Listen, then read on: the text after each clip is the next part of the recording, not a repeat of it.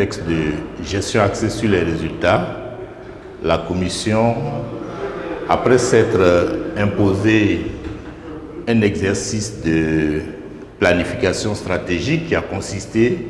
en l'élaboration de documents de programme,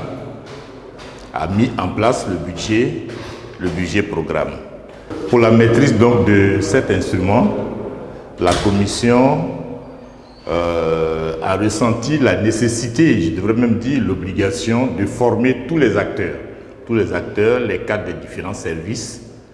pour une appropriation effective de l'instrument du budget programme. Aujourd'hui, c'est au tour des représentants résidents de la Commission, dans les États membres et à Bruxelles, d'être formés sur le budget programme. J'ai été particulièrement heureux de cette formation parce qu'elle nous donne les outils nécessaires pour répondre aux différentes sollicitations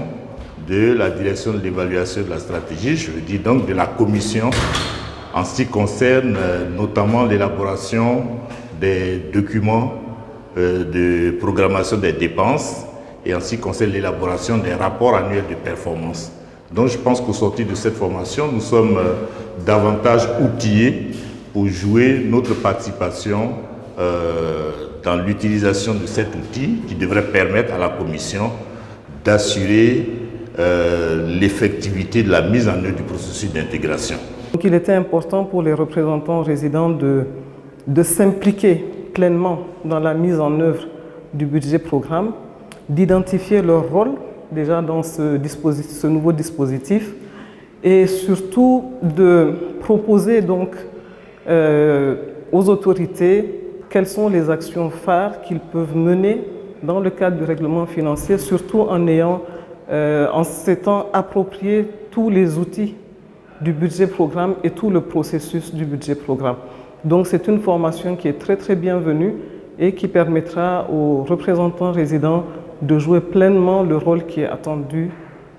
par les autorités. Désormais, on est censé pouvoir jouer notre partition dans le cadre du budget programme. C'est vrai, le temps imparti était relativement court, mais ça nous a quand même donné une vue d'ensemble des différents outils de gestion du budget programme et nous pensons pouvoir, avec les documents mis à notre disposition, pouvoir donc apporter notre appui et notre contribution à la mise en œuvre du budget programme tel que défini au sein de l'UEMOA. Par ailleurs, cela se fera en relation avec le CAP 25 que le nouveau collège des commissaires vient d'adopter et nous pensons que c'est des instruments de gestion qui devraient contribuer à une modernisation de la gestion au sein de l'UEMOA et de ses organes.